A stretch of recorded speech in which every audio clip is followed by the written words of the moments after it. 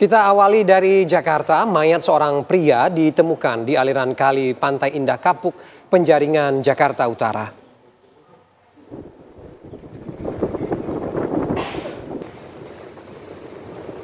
Warga dihebohkan dengan penemuan jasad pria yang mengambang di aliran kali Pantai Indah Kapuk, Penjaringan, Jakarta Utara.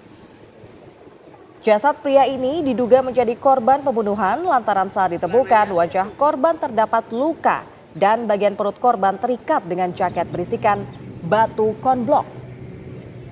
Tim dari Suku Dinas Penanggulangan Kebakaran dan Penyelamatan atau Gulkarmat, sektor Penjaringan pun diterjunkan untuk mengevakuasi jenazah ke daratan. Usai berhasil diangkat, polisi dan Polsek Penjaringan langsung melakukan olah TKP serta identifikasi terhadap jasad korban.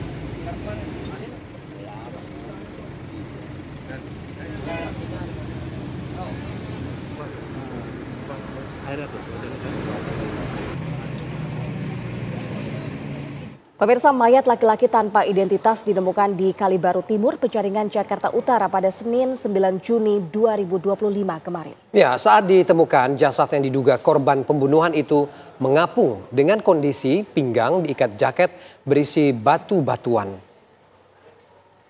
Kemarin telah ditemukan jasad laki-laki tak beridentitas di Kalibaru Timur, Penjaringan, Jakarta Utara, tempat saya mengabarkan saat ini.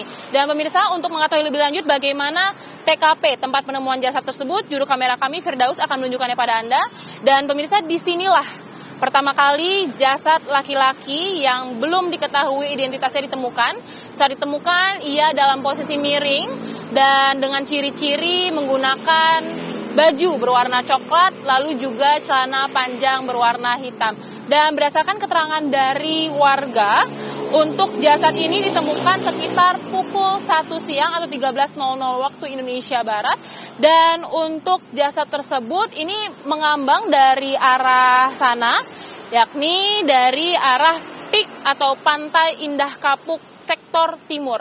Dan pemirsa, untuk mengetahui lebih lanjut bagaimana kronologi dari penemuan pertama kali mayat tersebut, kami akan berbincang secara langsung dengan saksi, yakni Bapak Roji. Selamat. Halo Bapak. Ya. Pak Roji. Ya. Pak Roji, mungkin boleh tolong diceritakan terkait bagaimana kronologi penemuan pertama kali jasad tersebut, Pak? Ya, awalnya saya lagi santai di sini. Ya kan lihat kali lah, biasa lah kalau lagi ini.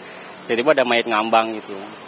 Dia posisi tangannya agak ke atas nekuk. Nah itu yang bikin kelihatan. Soalnya dia baju sama tangan itu sama-sama warnanya sama warna kali gitu.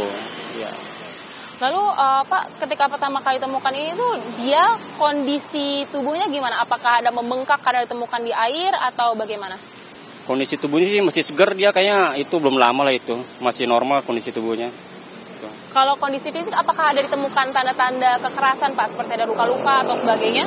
Kalau kondisi fisik, menurut warga ini, soalnya saya kan pas pengangkatan jasadnya saya nggak lihat. Menurut warga sih katanya ada di area wajah, lebam sama darah gitu. Lalu untuk evakuasi pertama kali itu prosesnya bagaimana, Pak? Ya pertama dari pihak damkar dulu sih ya, mungkin pihak damkar diangkat jenazahnya.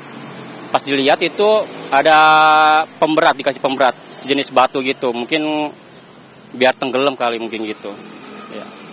Mungkin sebagai informasi juga untuk pemirsa, apakah di daerah sini itu sebenarnya memang rawan dan sudah pernah ada kejadian serupa, Pak, sebelumnya? Di sini emang rawan sih sebenarnya, udah sebulan yang lalu ada kejadian juga, cuman itu jenis kelaminnya wanita. Oke.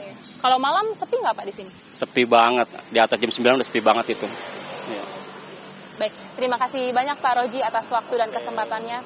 Dan pemirsa, seperti yang tadi dijelaskan oleh Pak Roji selaku saksi warga, untuk jasad ini memang saat ditemukan dia ada memiliki bekas luka di bagian wajah dan leher, serta ada ditemukan jaket yang terikat di pinggangnya yang mana ada batu yang diduga adalah sengaja untuk ditenggelamkan, dan sejauh ini pun diduga bahwa jasad tersebut merupakan korban dari pembunuhan. Adapun sampai saat ini dari Polsek Penjaringan yang menangani kasus ini masih belum dapat memberikan keterangan lebih lanjut karena proses penyelidikan masih berlangsung. Namun untuk jasad telah dibawa ke RSCM Jakarta untuk selanjutnya menjalani proses visum dan juga autopsi.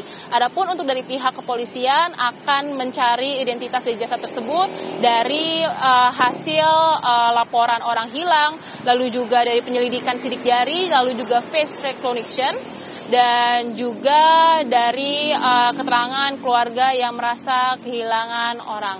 Dari Jakarta, Rindi Salsabila, Firdaus TV One mengabarkan.